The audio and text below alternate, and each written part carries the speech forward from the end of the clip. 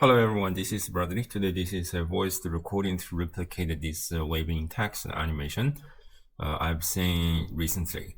The concept or the main topic today is a little bit similar to some of our animation I've done in the past, but I think today this is simpler than the previous one. So let's start. So here we're in Blender, let's go to noding. The main topic today is actually about the geometry of text object. So if I have a text geometry and if I take a solidify modifier and I bevel it, you will realize it cannot really work simply because the topology of a text object is usually so ugly. Like these triangles is essentially preventing you to bevel it. So generally speaking, we need to remesh it in order to bevel. And the common method that we are doing is the remesh modifier. And it's the volume voxel methods, and you just try to decrease the voxel size to make it more accurate and better. Here, I want to warn you that the lower the voxel size, the better the result. But it also means that it will be very slow. So you have to be very aware of this kind of number. And this is kind of a procedural, but along with many other things we're going to do later, because it's possible that you use a wave modifier for this object, but then it will exert everything on this entire text object. It's possible that you duplicate this text object. So I have a T,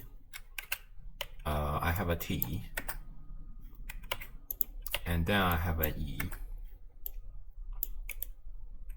and then I duplicate another, so I have an X, and so on and so forth. It becomes very chaotic as you have to deal with all this kind of whatever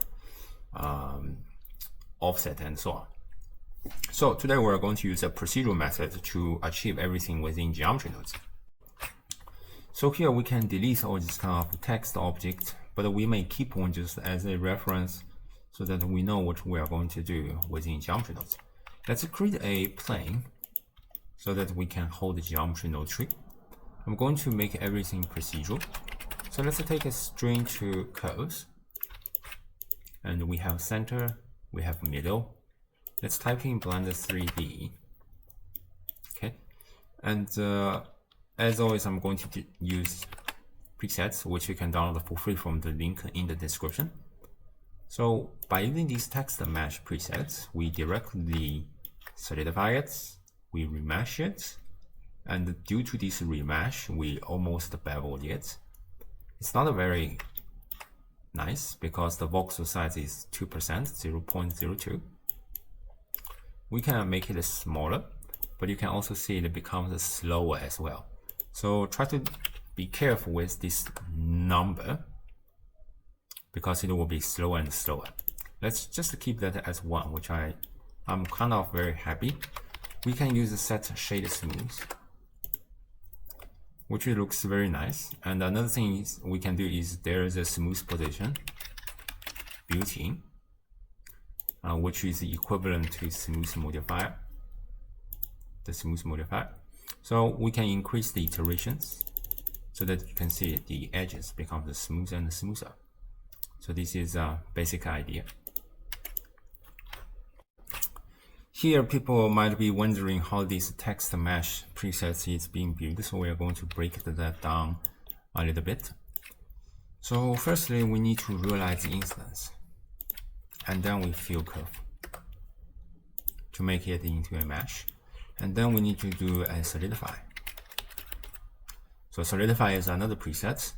The basic concept is just to extrude mesh, but the issue of extrusion is that you have to extrude twice. Because you extrude front, you need to look at the back as well.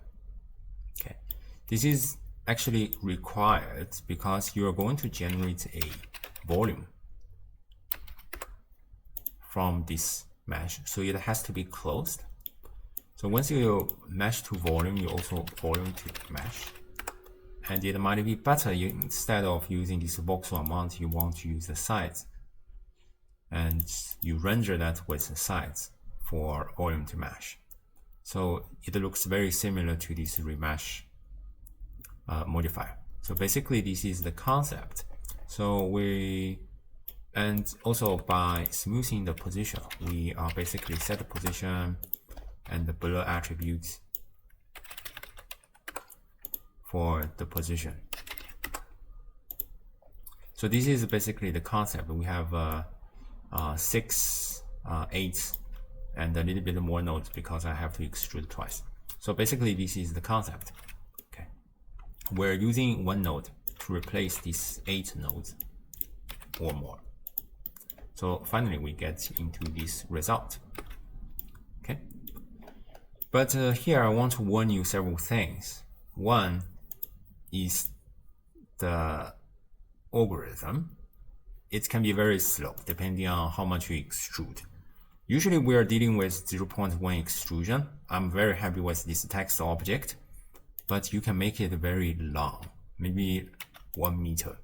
Then you can see it becomes very slow because you have to convert the entire mesh into a volume and a volume to mesh. There are many vertices and polygons that you need to take care of. So that's why it becomes very slow. Okay, there are multiple ways to improve that. One is you do not remesh it, but then we have all these kind of ugly edges. Okay, or there's another way that we have this fast remesh, and by turning on the smooth position, it doesn't really help, especially for these kind of edges. But the good part of this fast remesh is that no matter how you extrude it, the performance is not changing very much. I guess you can already guess what's going on with these fast remesh methods compared to the regular remesh method. Okay, but you need to worry about this performance issue, especially we need a very long text in this case. One more thing that you can do is to simply increase this voxel size, and you need to know that larger this voxel size, faster it will calculate, but also more details you will lose. So you may want to play around all these kind of values to find a time that you can tolerate. But anyway, so this is what we are having, and I'm kind of satisfied with this result. Of course, you can turn on this voxel size lower when you are specifically rendering it, but that's some other story. For now, I think this is fine, and I'm going to transform it because I like to work with something front and back. And I want to remind you again that the whole reason I'm using this method of remesher is because I want these bevel-like edges. There are many different kind of ways to generate this kind of long text, but to generate this bevel-like structure is not simple. Okay, you can try. If you have some better methods to get some better results, please let me know. Okay, and if we turn shade smooth, everything looks kind of fine. Okay, and next is just to simply deform it. We can take a set position. Deforming it is kind of very straightforward. We just use sine function, and we're using this position y.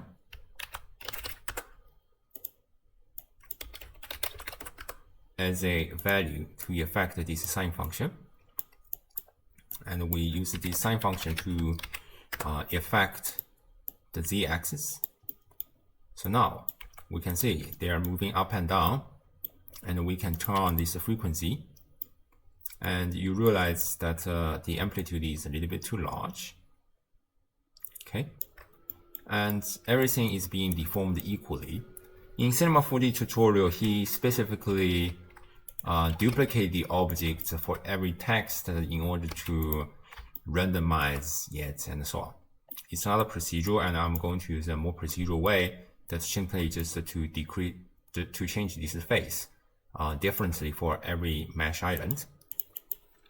So we take a mesh island. It will give you an island index. You can take a random value in which you have an ID to effect, but it's kind of difficult to control.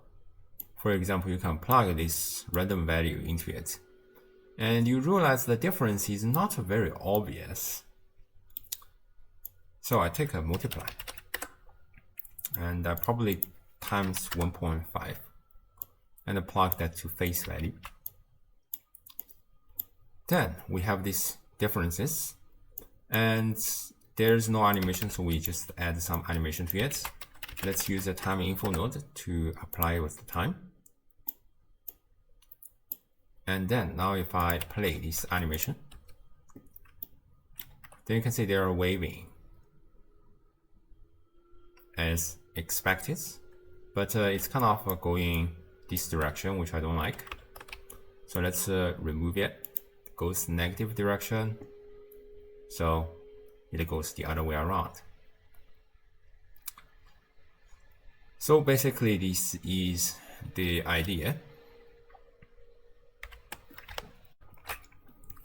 Here I want to remind you that you may think this island index is giving you 1, 2, 3, but it's not necessarily right. I don't exactly know the algorithm of this island index, but expect it to be completely random in this particular case. But as long as your mesh is not having significant topology changes, the index should be stable. So if it's 132, then it will be 132 forever. Okay. This also means that if you want to have real precise control to make it 1, 2, 3, 4, 5, 6, 7, you may want to use other algorithm instead of this mesh island index. But that's not the topic today. I'm not going to cover that. Okay. Next is just to briefly talk about materials. Here I just want to briefly talk about a Falloff I want to generate for this animation. It doesn't actually make a difference if you generate before and after, because we're not really changing the Y value of this waving animation. But I still want to generate everything before you move anything. What I mean is that I'm going to use a bounding box for, so that if you look at the actual results, right now we're evaluating the x-axis, then you can see it's going from 0 to 1, from left to right. Of course, you can flip that. That's another story. You can also mirror that, but that's not the topic today. I'm going to make that to y-axis, so that you have this gradient. Okay, so we store name the attribute. We just need these values and make that into Falloff. So we set material,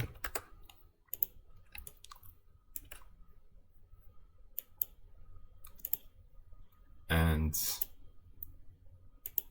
just add an material, so that within shader we can import this attribute f,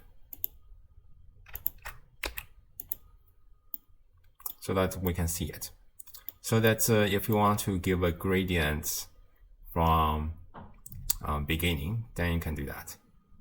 So this is basically the idea. You can mix color